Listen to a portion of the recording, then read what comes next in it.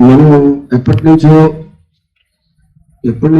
2000 సంవత్సరం నుంచి ఈ ప్లాంట్ పరిరక్షణ ఉద్యమాన్ని నడుపుతున్నాం. ఒక్కోసారి ఊపుగా నడిచింది, ప్రమాదం వెనక పట్టు పెడితే మనం కూడా రిలాక్స్ అవుతూ వచ్చాం. కానీ 3.5 ఏళ్ళుగా అదలా కొనసాగుతూ ఉంది ఈ లేటెస్ట్.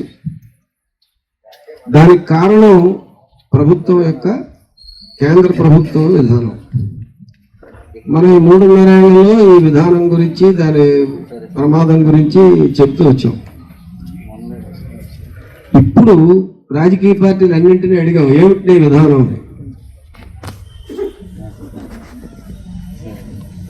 చాలా మనం సంతోషించాల్సింది, ఆహ్వానించాల్సింది ఏమిటి అంటే, ఈ విధానాలని మొదలుపెట్టినటువంటి కాంగ్రెస్ పార్టీ తన మేనిఫెస్టోలో ఈ విధానాల నుంచి మేము వైదొలుగుతాము, మేము ప్రైవేటీకరణ విధానాలను వ్యతిరేకిస్తాం, ప్రభుత్వ రంగాన్ని కాపాడుతాం అనేది వాళ్ళ జాతీయ మేనిఫెస్టోలో చెప్పారు. ఆంధ్రప్రదేశ్ మేనిఫెస్టోలో ప్రత్యేకించి విశాఖపట్నం స్టీల్ ప్లాంట్ని కాపాడుతామని చెప్పారు. మేము దాన్ని ప్రైవేటీకరించాం అని కూడా చాలా స్పష్టంగా చెప్పారు. అంటే ప్రభుత్వ రంగంలో కొనసాగిస్తాము స్టీల్ ప్లాంట్ని అని చెప్పినటువంటి పార్టీ ఇన్నాళ్ళు ఎర్రజెండా పార్టీలే. ఇప్పుడు మనకు ఒక జాతీయ పార్టీ ఈ ఎన్నికల సందర్భంగా అది చెప్పింది. కొంతమంది అలా చాలా ఎన్నికలే కదా, ఎన్నికల టైంలో ఎవరైనా చెబుతారు. ఆ ఎన్నికల టైంలో ఎవరైనా ఏదైనా ఓట్ల కోసం చెప్పేది జగన్ పార్టీ ఎందుకు చెప్పదు? అందుకోసమే ఎన్నికల కోసమే అయినా తెలుగుదేశం ఎందుకు చెప్పదు? బీజేపీ ఎందుకు చెప్పదు? మేము ప్రైవేటీకరించి తీరుతామని వాడు చెప్తున్నాడు. మోడీ ప్రత్యేకించి ఇది ట్రైలర్ మాత్రమే అని చెప్పాడు. అవునా? 3.5 ఏళ్ళు మీరు ట్రైలర్ చూశారు, ఇప్పుడు అసలు సినిమా చూస్తారని చెబుతున్నాడు. ఇది చెప్పిన తర్వాత జనాలకి అసలు సినిమా మనం చూడాలా అనేటువంటిది అవసరం ఉందా అనేటువంటిది అర్థం, దాని ప్రమాదం ఏమిటనేది అర్థం అవుతుంది కదా. అందుచేత ఇండియా కూటమి దాని ఎజెండా మనం తీసుకెళ్ళాలి, మొత్తం జనాలందరికీ ఈ విషయాన్ని ప్రచారం చేయాలి. ఇప్పుడు ప్లాంట్ని ఎలా కాపాడుకోవాలి, దానికి ఏమేమి చేయాలి, ఇవన్నీ ఇప్పుడు అక్కర్లేదు. ఎందుకంటే ఈ 15 రోజుల్లోనూ ఆ పనులు మనం చెయ్యలేము, ఏ గవర్నమెంట్ ఇప్పుడు చేయదు. నడుస్తుంది 15 రోజులు. 15 రోజుల్లో మోడీ ఏం చేస్తున్నాడు? నా సీట్ని ఎలా కాపాడుకోవాలనే తిప్పల్లో వాడున్నాడు. ఎలా అతను దించాలి అనే పనిలో మనం ఉండాలి. అది వదిలేసి ఈ రోజువారీ ప్లాంట్ ఇష్యూస్ చుట్టూ మన ప్రచారం తిరగడం పెద్ద అవసరం లేదు. రెండోది, మన వాళ్ళు దాన్ని బట్టి ఓటేస్తారు, దీన్ని బట్టి ఓటేస్తారు, వాళ్ళు అటుపోతారు, వీళ్ళు ఇటుపోతారు. ఇలాంటి చర్చలు మన మధ్య అసలు చేయకూడదు. ఎవడు ఎటు ఓటేస్తాడు అనేది మీరు వాళ్ళ బుర్రలో దూరి ఎప్పుడూ చూడలేరు. మీరు ఇక్కడ ఉన్నటువంటి ఓటర్లందరికీ ఏ మేరకు మనం ఎడ్యుకేట్ చేయగలం, వాళ్ళు ఈ టైంలో వింటారు. మనం గట్టిగా చెప్పచ్చు, ఇండియా కూటమి మాత్రమే విశాఖపట్నం స్టీల్ ప్లాంట్ అని ప్రభుత్వ రంగంలో కొనసాగిస్తాను అని చాలా స్పష్టంగా ప్రకటించింది. ప్లాంట్ కాపాడుకోవాలన్నా, విశాఖ నగరాన్ని, దాని ఉనికిని, దాని ప్రాధాన్యతను కాపాడుకోవాలన్నా మనం ఇండియా కూటమి అభ్యర్థులనే గెలిపించాలి. అదేదో సినిమా ఉంది, లీడర్ సినిమా. అప్పుడు చేయడానికి నా దగ్గర దమ్ము ఉంది, నన్ను గెలిపించే దమ్ము మీకుందా అని అడుగుతాడు. అడిగాడు కదా, అదే లీడర్ సినిమా. అలాగా ఇప్పుడు స్టీల్ ప్లాంట్ ని కాపాడే దమ్ము ఇండియా కూటమికి ఉంది. ఆ ఇండియా కూటమిని గెలిపించే పట్టుదల మీకుందా? ఇది మన ప్రశ్న. ప్రతి ఏరియాలోనూ స్టీల్ ప్లాంట్ ని కాపాడే దమ్ము ఉంది, మిగతా వాళ్ళు ఎవరికి ఆ దమ్ము లేదు. ఉంటే కనీసం ప్రకటనన్నా చేసి ఉండేవాళ్ళు, వాడు చేయలేదు. చేసిన వాళ్ళ గురించి మనం ఈ రకమైనటువంటి ఎఫెక్టివ్ క్యాంపెయిన్ చేయకుండా ప్లాంట్, దాని ప్రమాదాలు, దాని ఇబ్బందులు, ఈ ప్రచారం వల్ల ఏం ఉపయోగం లేదు. ప్లాంట్ని కాపాడుకోవాలనేది అందరికీ తెలుస్తుంది. స్టీల్ ప్లాంట్ వాళ్ళకే కాదు, ఉభయ తెలుగు రాష్ట్రాల్లో ఉన్న ప్రజలందరికీ తెలుసు. తెలియని వాళ్ళు ఎవరు లేరు, అందుకే భయపడుతున్నారు. మీరు ఇక్కడ టెంట్ లో కూర్చున్న వాళ్ళని చూసి మోడీ గవర్నమెంట్ భయపడడం లేదు. మొత్తం ప్రజల సెంటిమెంట్ ఇంకా ప్రభుత్వ రంగ స్టీల్ ప్లాంట్ కి అనుకూలంగానే ఉంది కాబట్టి, దీని ప్రజలు వాళ్ళలో ఉంది కాబట్టే వాళ్ళు అడుగు ముందుకు వేయట్లేదు. మీరు ఆ సెంటిమెంట్ని ఎంత రాజేయగలం అనేటువంటిది మనం చేయాల్సిన పని. అందుకని ఇండియా కూటమి ఎగైనెస్ట్ అదర్స్ లాగా ఉండాలి. ఇప్పుడు చర్చ ఎలా ఉంది? జగన్నాథ్ చంద్రబాబు అని ఉంది. ఈ చర్చను మనం మొత్తం దాని ప్లాట్ఫామ్నే మార్చాలి. వాడే సత్తా ఉండి దాన్ని ప్రకటించి నిలబడినటువంటి ఇండియా కూటమిని మీరు గెలిపిస్తారా? ఈ ప్లాంట్ని దెబ్బతీసేటటువంటి శక్తుల్ని గెలిపిస్తారా? ఇండియా కూటమికి మిగతా వాళ్ళకి మధ్య పోరాటం ఇది. ఏమండి ఇలా చెప్తే తర్వాత రేపు ఓట్ల గురించి మర్చిపోయి ఎన్నికల ఫలితాలు డిసైడ్ చేస్తాయి. అవేమి మోడీకి అనుకూలంగా వచ్చేలా ఏం లేదు. ఖచ్చితంగా గతం కంటే మోడీకి తగ్గుతాయి. గతం కంటే వాడి బలం తగ్గుతుంది. బహుశా గవర్నమెంట్ కూడా ఏర్పాటు చేయడానికి వాడు చాలా అవస్థలు పడతాడు. అంత ఈజీ ఏం కాదు. వాడి బండి ముందుకు సాగటం లేదు. అందుకని మనం వాడు మళ్ళీ వచ్చేస్తాడు అనే భయంతో చూడక్కర్లేదు. వాడు బలహీనపడే దశలో ఉన్నాడు. వాడిని గట్టిగా దెబ్బ కొట్టడం ఎలాగా అనేటువంటిది మనం చూడాలి.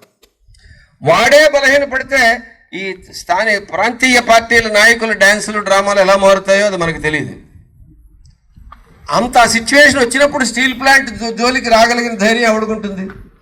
మీకు దీని వెనకాతల రాజకీయ కర్తవ్యం. బీజేపీ ఓడిపోవడం అనేటువంటిది స్టీల్ ప్లాంట్ పరిరక్షణకి చాలా పెద్ద కీలకమైనటువంటి మలుపు అవుతుంది. ఎందుకంటే కాంగ్రెస్ వాళ్ళు కూడా ఎప్పుడో ప్రైవేటీకరణ విధానం అనేటువంటి దగ్గర కొంచెం ఆలోచించే పరిస్థితి ఉండేది. వీడికి అది లేదు. అంతేకాదు ఈరోజు ఇప్పుడు ఇందాక అయోధ్య మాట్లాడుతుంటే నాకు ఏమనిపించిందంటే విశాఖపట్నం స్టీల్ ప్లాంట్ సిఎండి గారు ఆవేదన అంతా ఇక్కడ వ్యక్తం అవుతున్నట్టు. అంటే మనం ఆందోళన పడిపోతున్నాం సిఎండి లాగా.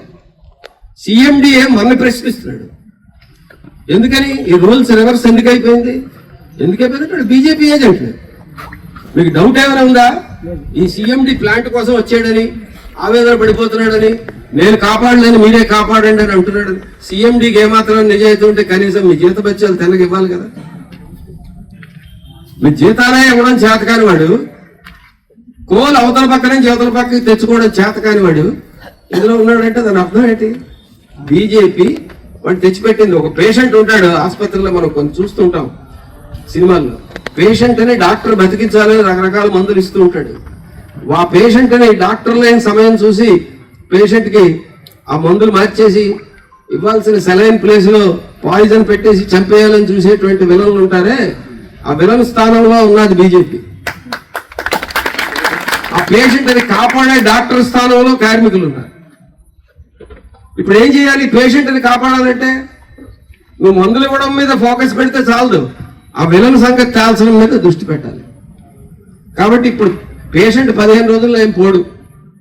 15 రోజుల తర్వాత పోగొట్టడం ఎలాగనే తప్ప మిగతా పక్కన పెట్టు. అందుకని దానికి మన దగ్గర ఉన్న క్యాంపెయిన్ పాయింట్ నెంబర్ 1, ఇండియా కూటమి స్టీల్ ప్లాంట్ అని కాపాడడానికి కంకణం కట్టుకొని ఉన్నది. 3.5 ఏళ్లుగా ప్లాంట్ పరిరక్షణ కోసం పోరాడుతున్నటువంటి బృందం అంతా దాంతో ఉంది. కాబట్టి మొత్తం మనం ఇక్కడ మన వాయిస్ ని వినిపించాలి. అసెంబ్లీలో కూడా మన వాయిస్ ని గ్యారంటీగా వినిపించగలగ మనిషి ఇక్కడ ఉన్నాడు. ఒక్క మనిషి వినిపించిన ఆ వాయిస్ శక్తి చాలా ఎక్కువగా ఉంటుంది. నేను ఒక శాసనమండలి సభ్యుడిగా నా స్వానుభవం చెప్తున్నాను.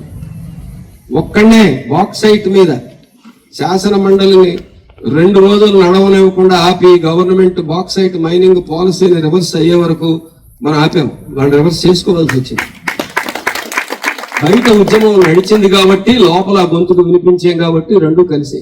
సోంపేట థర్మల్ పవర్ ప్లాంట్ వాళ్ళు మీలాగే ఇక్కడ పోరాడుతున్నప్పుడు పోట్లాడేవారు. 35 మంది ఎమ్మెల్యేలు ఇక్కడ ఉన్న అన్ని పార్టీల వాళ్ళు ఒక్కడూ నోరు మెదపలేదు. నేను ఒక్కడనే ఆ విషయాన్ని శాసన మండలిలో లేవనెత్తాను. ఆ ఇష్యూలో వాళ్ళకి హెచ్చరిక చేశాం. ఆ ఫైరింగ్ దాకా అది వెళ్ళింది. చివరికి వాళ్ళు డ్రాప్ అవ్వాల్సిన పరిస్థితి వచ్చింది. కాబట్టి ఒక మనిషి అయినా మన తరపున మాట్లాడేవాడు అసెంబ్లీలో ఉండాలా వద్దా? మరి వాడు వీడు ఎవరైనా మీరు మీ కులం వాడవచ్చు, లేకపోతే మీ ఏరియా వాడవచ్చు, మీ జిగిరి దోస్త్ అవ్వచ్చు. లోపలికి వెళ్ళి నోరు మెదిపే సత్తా ఉన్నవాడు ఎవడైనా ఉన్నాడా? పారిశ్రామిక మంత్రిగా పరిశ్రమల మంత్రిగా ఉండి నోరు మెదపలేని సన్నాసి ఒకడు, అసలు నోరు మెదపడం అనేది తెలియని వాడు ఇంకోడు. వీళ్ళిద్దరిలో ఎవరిని ఎంచుకోవాలనే డైలమాలో ఓటర్లను మనం ఉంచాలి. ఇప్పుడు ఒరే బాబు, మన గొంతుకని శాసనసభలో వినిపించగలిగినటువంటి మొనగాడు మన ఇండియా కూటమి తరఫున మన మొత్తం ఈ అసెంబ్లీలో మనతో వాయిస్ వినిపించేవాడు ఇక్కడ ఉంటాడు. ఇతను ఉండడం అనేటువంటిది ఈ రాష్ట్ర ప్రభుత్వం ఎవడొచ్చినా వాడి గుండెల్లో పక్కలో బల్లెల్లాగా మన స్టీల్ ప్లాంట్ తరఫున మాట్లాడే మనిషి అదే ఒక మెసేజ్ వెళ్తుంది. గాజువాక నుంచి ఉద్యమ నాయకుడు శాసనసభలో అడుగు పెట్టాడు అంటే అది రాష్ట్రం మొత్తానికి ఒక పెద్ద సందేశాన్ని ఇస్తుంది. అమ్మో, ఈ స్టీల్ ప్లాంట్ జోలికి వెళ్తే కొంపలు మునుగుతాయి అనేటువంటిది. ఇది కదా మనం చేయాల్సింది 15 రోజులు. మరి జరగాలంటే ఓటర్లు అందరిలోకి మనం స్ప్రెడ్ అవ్వాలి. స్టీల్ ప్లాంట్ క్వార్టర్స్ లో ఇంకా ప్రచారం చేసే పరిస్థితి ఉందంటేనే మనం చాలా స్లోగా ఉన్నాం. నేను నిష్ఠూరమైన మీకు నిజం చెప్పదలుచుకున్నాను. ఈ స్టీల్ ప్లాంట్ వాళ్ళందరూ బయటకు వెళ్ళి ప్రచారం చేయాలి. మనం ఇంకా ప్లాంట్ లో ఇంటింటికి ప్రచారం చేసే పరిస్థితి ఉందంటే మనం చాలా స్లోగా ఉన్నాం. ఈ ప్లాంట్ మనం 3.5 ఏళ్ల పోరాటం ఏం చేసాం, ఇలాంటివన్నీ మాట్లాడే చర్చ. 3.5 ఏళ్ల పోరాటం ఏం చేసాం అనేది 3.5 ఏళ్లుగా పోరాడుతున్నాం. మీకు చాలా మందికి తెలియదు ఏంటంటే కేంద్ర ప్రభుత్వం చాలా పరిశ్రమల్ని ఓవర్ నైట్ అమ్మేసింది, ఓవర్ నైట్ మూసేసింది. కానీ స్టీల్ ప్లాంట్ 3.5 ఏళ్లుగా ఒక్క అడుగు కూడా ముందుకు వేయలేకపోయిందంటే మీరు చేసిన అక్కడ టెంట్ లో కూర్చున్న పోరాటమే పోరాటం, లేకపోతే మీరు పెట్టే మీటింగులే పోరాటం అని అనుకోకండి. ఇది ఒక ఐడియా, భావజాలంలో పోరాటం, ప్రజల మనసుల్లో ఉన్న పోరాటం. ఇప్పటికీ మంది పైచేయిగా ఉంది కాబట్టే స్టీల్ ప్లాంట్ ని మేము అమ్మి తీరుతామని ఇటు తెలుగుదేశం కానీ అటు జగన్ కానీ చెప్పే దమ్ము వాళ్ళిద్దరికీ లేదు. చెప్పమనండి వాళ్ళని. నిజంగా వాళ్ళు గొప్ప నాయకులైతే, నిజంగా వాళ్ళు ఆచరించేదాన్ని చెప్పగలిగిన ధైర్యం ఉన్నటువంటి మనుషులైతే మేము అమ్ముతాం, మీరు ఇష్టమైతే ఓట్లేండి అయితే మానేయండి అని వాడు చెప్పాలి. పిరికి వాళ్ళు భయపడుతున్నారు. రాష్ట్రం మొత్తం మీద నెగిటివ్ రియాక్షన్ వస్తుంది. అది మనకి అడ్వాంటేజ్. ఈ టైంలో దాన్ని రాజేయడం ఎలాగనేది మీరు ఆలోచించాలి. అంటే ఇంటింటికి మనం ప్రచారం చేయాలి. ఇంటింటికి ప్రచారం చేసినప్పుడు మనం పీకేదేంటి, ఇంత బలమైన పార్టీలు 2 ఉన్నప్పుడు మనవాడు ఎక్కడ గెలుస్తాడు అని. బలమైన ఓటర్లందరూ మన వైపు ఆ ఆలోచన వైపు మళ్ళీ వాళ్ళు ఎందుకు గెలుస్తారు? మేము అనుకున్నామా 77 మీలో చాలా మందికి 77 ఎన్నికల నాటికి ఓట్లు ఎలిజిబిలిటీ ఉండదు, లేదా అప్పుడు కొంతమంది పుట్టి ఉండరు. 77 ఎన్నికలు ఇందిరాగాంధీ ప్రకటించిన రోజు అమ్మ మళ్ళా అప్పుడే కాన్స్టిట్యూషన్ అమెండ్మెంట్ కూడా చేసింది ఆవిడ. ఈసారి పార్లమెంట్ లైఫ్ 6 ఏళ్ళు అని పెట్టింది, 5 ఏళ్ళు కాదు, 1 ఏడాది పెంచింది. 6 ఏళ్ల పాటు మళ్ళీ తిరుగు లేకుండా అధికారాన్ని 1983 దాకా చలాయించడానికి ఆవిడ కుట్ర పనింది. కానీ మనం ఏం చేస్తాం, ప్రతిపక్ష నాయకులందరినీ జైలులో పెట్టారు. ఇప్పట్లాగా ఉదయం జైల్లో పెట్టి సాయంత్రం వదిలేయడం కాదు. ఏ జైల్లో ఎవడున్నాడో తెలియదు, ఎంతమంది ఎన్కౌంటర్లలో పోయారో తెలియదు. వెంగళరావు గారి ప్రభుత్వమే 300 మందిని మాయం చేసేసింది. కేరళలో, బెంగాల్లో వందల మందిని లేపేశారు. ఇప్పుడు చాలా ముద్దుగా చూస్తున్నట్లు లెక్క అప్పటితో పోలిస్తే. 1210 మంది బెంగాల్లో పెద్ద పెద్ద నాయకులు, ఉద్దండు లేని నాయకులు అందరూ చచ్చిపోవడం, ఆయన చంపేడా తీసుకెళ్ళి ఎక్కడో. అంత దుర్మార్గమైన నియంతృత్వం, ఎదిరించేవాళ్ళు లేరు, ఉన్నవాళ్ళందరూ అటు ఇటు అయిపోయారు. ఎలాగా అని మార్చిలో అనుకున్నది కాస్త ఎన్నికలు పెట్టే టైంకి వచ్చేసరికి ఈ జైల్లోనే జనతా పార్టీ ఫార్మ్ అయిపోయింది, క్యాండిడేట్లు డిక్లేర్ అయిపోయారు, ప్రచారం అయిపోయింది. ఎన్నికలు వచ్చేసరికి ఇందిరాగాంధీతో సహా అందరూ ఓడిపోయారు. ఉత్తరాదిలో 305 సీట్లలో 303 స్థానాలు కాంగ్రెస్ పోయింది. అంటే ప్రజలు తెలివి తక్కువ వాళ్ళు కారు, ప్రజాస్వామ్యాన్ని మరిచిపోయేంత దుర్మార్గులు కారు. మనం ప్రజల్ని స్టడీ చేసేది ఈ ప్రజలు పిరికి వాళ్ళు, లేకపోతే కులంతో కొట్టుకుపోతారు, మతంతో ఇవన్నీ చెబుతూ ఉంటాం.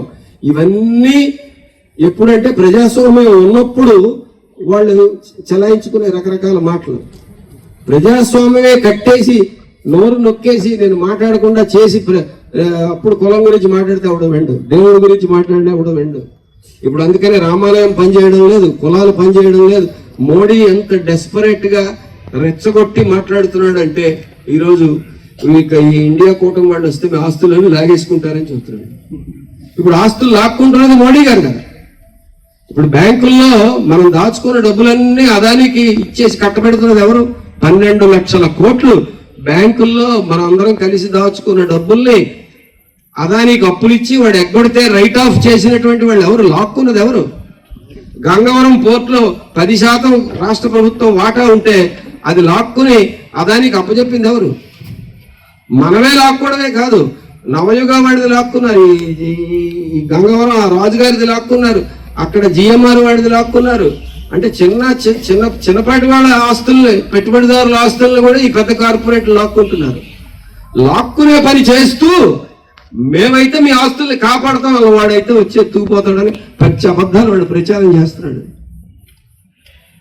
ఇలాంటి ప్రచారాన్ని ఎదుర్కోకుండా మనం ఓన్లీ ప్లాంట్ గురించి 15 రోజులు మాట్లాడే పని దయచేసి పెట్టొద్దు. ప్లాంట్ని ఎలా కాపాడుకోవాలనేది మీకు తెలుసు. ఈ 15 రోజుల్లో కొత్త ప్రమాదం ఏమి రాదు. 15 రోజుల తర్వాత కూడా ఎలా పోట్లాడాలనేది మనం ప్లాన్ చేసుకోవచ్చు. 15 రోజుల తర్వాత మన పోరాటం తేలిక అవ్వాలంటే, ప్లాంట్ పరిరక్షణ గ్యారంటీ కావాలంటే మోడీ పోవాలి, సెంటర్లో మోడీ పోవాలి. సెంటర్లో మోడీ పోవాలంటే ఆ మోడీ పల్లకి మోసే ఈ రెండు పార్టీలు ఎంత బలహీన పడితే అంత మంచిది. వైఎస్ఆర్ ఆ పల్లకి మోయడానికే ఉన్నాయి. అందుకనే బీజేపీ చాలా క్వైట్ గా ఉంది ఆంధ్రాకి సంబంధించి. ఇక్కడ వాళ్ళు గెలిచినా వీళ్ళు గెలిచినా 25 మంది నా పల్లకే మోస్తారని అనుకుంటున్నాడు. కానీ మోయడానికి మోడీకే పల్లకి లేకుండా పోయేలాగు. అప్పుడు ఎవడి సంకనాకు ధర చూడాలి. అందుకని మోడీ మీద ఎక్కువ పెట్టాలి మన బాణం. మనకి మంచి ఇండియా కూటమి ఇచ్చింది ఆయుధం, దాన్ని మీరు ఎంతవరకు ఉపయోగించుకుంటున్నారనేది నా ప్రశ్న. వీళ్ళ ద్రోహం గురించి మనం ఏం చెప్పక్కర్లేదు. జగన్మోహన్ రెడ్డి నాడు ఏం చేశాడు, చంద్రబాబు నాయుడు ఏం చేశాడు, ఇవన్నీ ఏం చెప్పక్కర్లేదు. అవన్నీ వర్కర్లకు తెలుసు. మనకి ఓటేస్తే ప్లాంట్ ని కాపాడే ఎజెండా మన దగ్గర ఉంది, ఇండియా కూటమి దగ్గర. ఇది పికప్ అవుతున్నటువంటి కూటమి. లేటెస్ట్ సర్వేల్లో కూడా దానికి అనుకూలమైనటువంటి, ఇవాళ పేపర్లు చూసారా మీరు ఈనాడు, ఆంధ్రజ్యోతి, సాక్షి చూస్తే మీకు సమాచారం తప్ప పనికిమాలిన చెత్త అంతా తెలుస్తుంది. నేను గ్యారంటీ ఇస్తాను. ఆ పత్రికల్లో హిందూ అది ప్రజాశక్తిలో కూడా ఇస్తాం. ప్రజాశక్తి చదవమనే చెబితే బిజినెస్ ప్రచారం చేశారని మీరు అనుకుంటారని నేను చెప్పడం. అన్ని చెప్పి ఈయన వ్యాపారం ప్రచారం చేసుకుంటున్నాడని మీరు అంటారేమో అని నేను చెప్పలేదు. కానీ హిందూ పత్రికకి వాళ్ళు ఇచ్చారు, బ్యానర్ ఐటమ్స్ గా పెట్టించారు లేటెస్ట్ సర్వే. అంటే ఒక రౌండ్ అయింది, ఒక రౌండ్కే ట్రెండ్ కనబడుతుంది. ఈ ట్రెండ్ ఇంకా వెళ్తే ముందుకెళ్తే ఏంటో ఆ 3 గనక వస్తే, ఉత్తరాది లాంటి చోట ఆ 3 గనక సెట్, ఇప్పుడున్న ఇండికేషన్స్ బట్టి అది సెట్ అయితే మోడీ గెలిపే సాధ్యమయ్యే విషయం కాదు. అప్పుడు మనకి ఎంత ఊపు వస్తుంది, ప్లాంట్ రక్షణ ఉద్యమం ఏ స్టేజ్కి వెళ్తుంది. అటువంటి కాపాడుకోవడానికి ఒక అడుగు పోరాటాన్ని ముందుకు తీసుకెళ్ళడానికి, ఇష్యూని క్లించ్ చేయడానికి కావాల్సిన ఒక భూమికి ఏర్పడుతుంది. అందుకని ఇండియా కూటమి చాలా క్లియర్ ఎజెండాతో ఉన్నటువంటి విషయాన్ని మీరు జనాల్లో ప్రచారం చేయాలి. నిర్వాసితుల ఇళ్లలో ప్రచారం చేయాలి, మామూలు వ్యాపారస్తుల ఇళ్లలో ప్రచారం. కల్చర్ లేదో మాకు తెలియదు. వాళ్ళేమో మనం పెట్టిన రౌండ్ టేబుల్స్ గతంలో వచ్చి ప్లాంట్ ప్రభుత్వ రంగంలోనే ఉంటేనే మా ఇండస్ట్రీస్ అన్నీ ఉంటాయి, మీరు ఎలాగోలా దాన్ని కాపాడండి అని వాళ్ళు అన్నారు. మరి వాళ్ళందరి మద్దతు మనం తీసుకోవాలి. ఇన్ని పనులు చాలా ఉన్నాయి కాబట్టి ప్రతి ఒక్క మన బృందం, బూత్ లెవెల్ బృందాలు ఏరియాల్ని పంచుకొని, పరిశ్రమల్ని పంచుకొని నియోజకవర్గం మొత్తంలోకి వెళ్ళాలి. ఈ ప్లాంట్లో నాకు తెలిసి కవర్ చేయాలి. ఎక్కడ చూసినా మనమే ఉండాలి. ఎంతమంది కార్యకర్తలు ఏ పార్టీకి ఉంటారు చెప్పండి? ఒకవేళ డబ్బులు ఇచ్చి తెచ్చిన ఆ కార్యకర్తలు జెండా పట్టుకుని అలా ఉంటాడు తప్ప వాడికి ఏం మాట్లాడాలో తెలియదు. అంతే కదా, వాళ్ళకి ఎవడో ఏం ట్రైనింగ్ ఇవ్వలేదు, నేర్పలేదు. కానీ మీకు ఇన్ని సంవత్సరాల్లో మీరు ఫుల్గా నలిగిపోయి ఉన్నారు. ఇందులో ప్లాంట్ గురించి మాట్లాడమంటే ఒక్కొక్కడు గంటల తరబడి మాట్లాడగలరు, వాదించగలరు. Trained cadre. ఇంత బలం ఇంకెవడుకుందండి ఇండియా కూటమి కంటే. అందుకని మీరు దయచేసి ఈ ప్రచారంలో జనాల్లోకి వెళ్ళే పనిలో ఉండండి, ఏరియాల్లో చేయండి. ఇప్పుడు ఏరియాల్లో మిత్రపక్షాలుగా ఉన్నటువంటి వాళ్ళు, ఇప్పుడు కాంగ్రెస్ పార్టీ ఉంది, కాంగ్రెస్ పార్టీ హస్తం గుర్తు ఏదైతే గతంలో అలవాటు పడిన జనాలు ఉన్నారో, మళ్ళా బ్యాలెట్ పేపర్ మీద అది కనబడితే చెయ్యి అక్కడికే వెళ్ళేటటువంటి అలవాటు ఉన్న వాళ్ళు ఉంటారు. వాళ్ళందరికీ గుర్తు చేయండి. ఆ పనంతా కాంగ్రెస్ వాళ్ళది వాళ్ళు చూసుకుంటారు అనుకోకండి. ఇప్పుడు కాంగ్రెస్ ఉంది, సిపిఎంది, సిపిఐది అనేది లేదు. మోడీ భరతం పట్టే వాళ్ళందరూ ఇప్పుడు ఒకటే లైన్ లో ఉన్నారు. ఇప్పుడు ఆ పని మందే అవుతుంది. వాళ్ళందరూ మిత్రులు అవుతారు. రేపొద్దున ఫలితాలు ఎలా ఉన్నా వీళ్ళందరూ మనతో పోరాటంలో కలిసి వస్తారు. మిత్రుల్ని సంపాదించుకుని సైన్యాన్ని పెంచుకునేటటువంటి ఒక మహత్తరమైన అవకాశం ఈ 15 రోజులు. అందుకని మనం ఈ కార్యక్రమం మీద దృష్టి పెట్టాలి. ఇక ప్లాంట్ లో మూడ్ని వీటన్నింటినీ మనం అఫెన్సివ్ లైన్, ప్లాంట్ ని కాపాడడానికి కార్మికులు పోరాడుతుంటే ప్లాంట్ నాశనం చేసే వాళ్ళకి పల్లకి మోస్తోంది మేనేజ్మెంట్ అనే పద్ధతిలో మనం కౌంటర్ అటాక్ అనేటువంటిది పెట్టాలి. మేనేజ్మెంట్ ఏదో చేత కానట్టు, అమాయకులైనట్టు వాళ్ళు మనకి ప్రశ్నలు అడగడం, ఇప్పుడు బొగ్గు ఎలాగ వస్తుంది, ఇప్పుడు ఇది ఎలా నడుస్తుంది, ఇప్పుడు టెంపరేచర్ పడిపోయింది ఏం చెయ్యాలి, ఇవన్నీ తెలియకుండానే వాడు అక్కడ ఉన్నాడా డైరెక్టర్ ఆపరేషన్స్ లేకపోతే సిఎండీలో. మీరు ఆ సీట్లన్నీ ఖాళీ చేసి మమ్మల్ని పెట్టండి, ఎలా నడపాలో మేము చెప్తామని చెప్పాలి. వాళ్ళు ప్రశ్నలు అడిగేవాళ్ళు, మనం సమాధానాలు చెప్పేవాళ్ళు. మనం ప్రశ్నలు అడగాలి, వాడు సమాధానం చెప్పాలి. రివర్స్ ఎందుకు అయిపోవాలి? ఏం గనులు కేటాయించాలని తెలీదా సెంట్రల్ గవర్నమెంట్కి? పరిశ్రమ వాళ్ళది, డబ్బులు తెచ్చిపెట్టే పరిశ్రమ. వాడికి పరిశ్రమ నుంచి డబ్బులు రావాలనుకుంటే గనులు కేటాయించలేడా? దీన్ని అమ్మేయాలి కార్పొరేట్లకు అనుకుంటున్నాడు కాబట్టి వాడు ఆ పని చేయడం లేదు. కార్పొరేట్లకి ప్రభుత్వ పరిశ్రమను అమ్మేయాలనుకునే ప్రభుత్వం ఎవరి ప్రభుత్వం? ప్రభుత్వ రంగ పరిశ్రమ. ప్రభుత్వం అంటే మీరు నడిపే పరిశ్రమని, మీరు నడిపే ఒక వ్యాపారాన్ని ఇంకెవరికో మీరు అమ్మేయాలనుకునే, అంటే మీరు చేతకాని వాళ్ళు అయినా ఉండాలి, లేకపోతే మీకు మీరే ద్రోహం చేసుకునే వాళ్ళు అయి ఉండాలి. కాబట్టి ప్రభుత్వం బోన్లో నిలబడాల్సిన ప్రభుత్వాన్ని బోన్లో నిలబెట్టే పని చేయకుండా ఈ ప్లాంట్ని ఎలా కాపాడాలో ఆ తెప్పలన్నీ పడాల్సిన దశ కాదు అది. ఎప్పుడంటే నిజంగానే వాళ్ళు జెన్యున్ గా డిఫికల్టీ ఫేస్ చేసి మాకు ప్రాబ్లం ఉంది, కార్మికుల నుంచి సహకారం కావాలి అంటే తప్పనిసరిగా ఇస్తాం. సమస్యని వాడు సృష్టించి నువ్వు ఎలా పరిష్కరిస్తావు చెప్పు. నేనేమో సెలైన్ బదులు సైనైడ్ ఇస్తాను, ఈ పేషెంట్ నువ్వు ఎలా కాపాడుతావు చెప్పు అంటున్నాడు. వాడిని అక్కడి నుంచి ఖాళీ చేయించడం తప్ప వేరే మార్గం ఏముంది? కాబట్టి మేనేజ్మెంట్ న్యూట్రల్ కాదు, మేనేజ్మెంట్ బీజేపీ ఒకటే. ఈ ప్లాంట్ని చంపేయాలనుకుంటున్నటువంటి టీం అక్కడ ఉంది, వాళ్ళు తెచ్చిపెట్టిన టీం అది. దేశం మొత్తం మీద బీజేపీ పనులేవి. యూనివర్సిటీల్లో, సెంట్రల్ యూనివర్సిటీలు అన్నింటిలో వాళ్ళ మనుషులు పెట్టారు, బ్యాంకుల్లో వాళ్ళ మనుషులు పెట్టారు. చూశారు కదా ఎస్బీఐ ఎలక్ట్రల్ బాండ్స్ అప్పుడు ఏం చేశారు? సుప్రీంకోర్టు చీవాట్లు పెడితే మేము లిస్ట్ ఇవ్వడానికి 6 నెలలు పడుతుంది, 3 నెలలు పడుతుంది అన్నారు. అప్పుడు వాళ్ళకన్నా తెక్కరే గట్టిగా చెప్తే చచ్చినట్టు ఆ పేర్లన్నీ ఇచ్చారు. అంటే ఎస్బీఐ చైర్మన్ బీజేపీ మనిషి. Election commissioner chief election commissioner ఏం చెప్పాడు? నేను విద్వేషపూరితమైన ప్రసంగాలు చేసినా నేను ఇప్పుడు ఏం చర్య తీసుకోలేనని చెప్పాడు. ఇదివరకు టీఎన్ శాసనం ఉన్నప్పుడు ఎలా ఉండేవాడు? అందరికీ ఉచ్చపోయించాడు. ఇప్పుడు వీళ్ళందరూ వాడు చెప్తేనే ఉచ్చపోస్తారు, మోడీ చెప్తేనే ఉచ్చపోసే వాళ్ళు అందరూ ఉన్నారు. వీటన్నింటినీ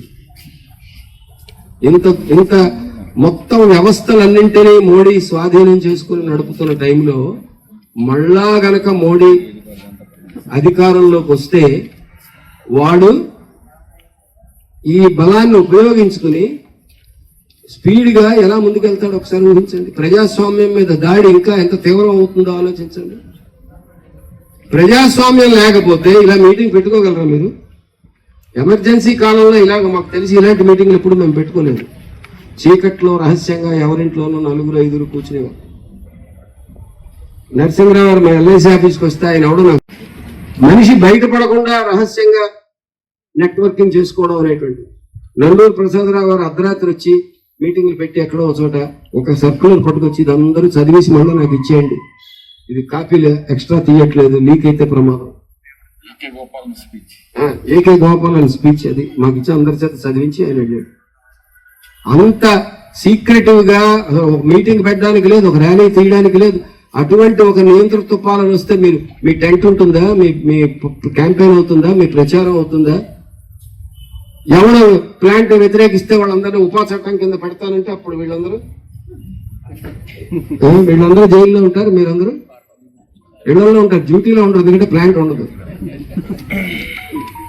వీళ్ళందరూ జైల్లో ఉండి మీరందరూ డ్యూటీలో ఉండే పరిస్థితి వస్తే వీళ్ళందరూ ఇప్పుడే జైలుకి పంపించడం మంచిది. మీ డ్యూటీలో ఉండరు, వీళ్ళు చేయడంలోనూ మీరేమో ఇళ్లలోనూ ఉంటారు. ఉద్యోగాలు ప్లాంట్ ఇవే ఉండవు. అందుకని ఇది చాలా ప్రజాస్వామ్యం మనుగడకే చాలా ప్రమాదం మొత్తం మీద వస్తున్న టైంలో ఓన్లీ ప్లాంట్ అనేటువంటిది మన ప్రచారానికి సెంట్రల్ పాయింట్ గా ఉండదు, ఉన్నట్టు కనబడదు. కానీ మన ఇండియా కూటమి తాలూకా మేనిఫెస్టో, మన సిపిఎం పార్టీ మేనిఫెస్టో, ఈ రెండింటిని కలిపి మీరు ఒక్కసారి ఒక గంట చూడండి, మీకు పాయింట్స్ ఆఫ్ ఆర్గ్యుమెంట్ అంత క్లియర్ గా వస్తాయో తెలుస్తుంది. ఇంకెవ్వడు ఈ పాయింట్ చెప్పలేదు. ఛాలెంజ్ అయ్యండి ఓపెన్ గా. మీరు చాలా మునగాడు కావచ్చు, నాకు పల్లా శ్రీనివాసరావు బావగారు అవుతాడంటే, నువ్వు స్టీల్ ప్లాంట్ వర్కర్ కదా, నీ బావగారు కదా, మీ బావగారు ఓపెన్ గా స్టీల్ ప్లాంట్ పరిరక్షణ ప్రైవేటీకరణ కానివ్వను, మా తెలుగుదేశం పార్టీ విధానాన్ని మారుస్తాను అని ఏమైనా ప్రకటించగలరా? చంద్రబాబు నాయుడు ఇక్కడికి వచ్చి మీటింగ్ పెట్టి చెప్పగలరా? జగన్ పాదయాత్ర ఏదో విశాఖ నగరంలో యాత్ర చేసినప్పుడు స్టీల్ ప్లాంట్ గురించి మాట్లాడా? అదే ఆ సిద్ధంలో ఎక్కడైనా స్టీల్ ప్లాంట్ నేను ప్రైవేటీకరించనివ్వను అని ఎక్కడైనా చెప్పాడా? చెప్పలేడు. తెలియపడం మిమ్మల్ని అందరినీ పిలిచాడుగా, పిలిచి 5-10 రోజులు ఏదో తర్వాత చూద్దామని ఏదో చెప్పడానికి, అంటే బయట ప్రపంచానికి ఏమిటి అది కూడా చాలా కాదు. మేము ప్లాంట్ నాయకులతో మాట్లాడామని చెప్పడానికి, ఏం మాట్లాడాడో చెప్పదు. పోనీ ప్లాంట్ నాయకులతో ఇలా మాట్లాడాను, మాకు వాళ్ళకి ఒక అండర్స్టాండింగ్ వచ్చిందని ఏమైనా ప్రెస్ స్టేట్మెంట్ అని ఇచ్చాడా? నోరు మెదిపే ధైర్యం లేని వాడు ముఖ్యమంత్రి, ఆ ముఖ్యమంత్రిని ప్రశ్నించే సత్తా లేని వాడు ప్రతిపక్ష నాయకుడు, ఆ ప్రతిపక్ష నాయకుడు పక్కన నిలబడేవాడు 6 అడుగుల బుల్లెట్. అదే చాలా కొంతమంది అలాగే ఎక్కువ చదివి పని తక్కువ చేస్తే పవన్ కళ్యాణ్ లాగా అయిపోతారు. అందుకని వీళ్ళని కార్నర్ చేసే పని చేయకుండా మీరు ఈ ఎన్నికల క్యాంపెయిన్ అనేటువంటిది చేస్తే ఉపయోగం లేదు. అందుకని ఇండియా కూటమి వర్సెస్ అదర్స్. ఇగో కాపాడే సత్తా మాకుంది, ప్లాంట్ని రక్షించుకునే చిత్తశుద్ధి మీకుంటే మాకు ఓటేయండి. ఈ ప్లాంట్ని ఎందుకు కాపాడలేమో మేము చూపిస్తామని చెప్పాలి. మీరు ఆ రకమైన హామీ ఇండియాకి జగ్గునాయుడు గారు, అతను సత్యారెడ్డి గారు, వాళ్ళిద్దరూ బోల్డ్ గా ధైర్యంగా చెప్పాలి. ఇది చిన్న మార్పు కాదు. మీరు అనుకుంటున్నారు హిందూలో చాలా మంచి ఐటమ్ వచ్చింది. మీరు ఇంగ్లీష్ పత్రికలు చదివితే మీకు రాష్ట్ర దేశం మొత్తం దృశ్యం అర్థమవుతుంది. ఇది చాలా రాడికల్ డిపార్చర్ అంటాం. ప్రపంచం మొత్తంలో కార్పొరేట్లకు అనుకూలంగా ఈ పెట్టుబడిదారీ పార్టీలన్నీ మారిపోయి ఉన్న టైంలో ఎవరు ప్రైవేటీకరణ విధానాలను వ్యతిరేకించని సమయంలో మేము దీని నుంచి విడగొట్టుకుని బయటకు వస్తామనే ఒక రాడికల్ పార్టీలు రావడం ప్రజా ఉద్యమాలకు కూడా ఉపయోగపడే ఒక అంశం. చిన్న విషయంలో ఒక సెగ ఆ పార్టీకి ఇప్పుడు తగిలిందనమాట. ఈ సెగ మిగతా వాళ్ళకు కూడా తగులుతుంది. అల్టిమేట్ గా కార్మిక వర్గం గెలుస్తుంది. ఈ కాన్ఫిడెన్స్ తోటి ఎన్నికల్లో మీరందరూ పనిచేయాలని చెప్పి నేను కోరుతున్నాను. మీకు ఇంక మిగతావన్నీ పక్కన పెట్టి 15-16 రోజులు ఇదే పని మీద మీరు ఉంటే ఖచ్చితంగా గాజువాక నియోజకవర్గం ఈ ఎన్నికల్లో 2024 ఎన్నికల్లో చరిత్ర సృష్టించి తీరుతుంది అనేటువంటిది ప్రగాఢమైన విశ్వాసంతో మీ దగ్గర. Welcome to our YouTube channel. Don't forget to like, subscribe and share the videos.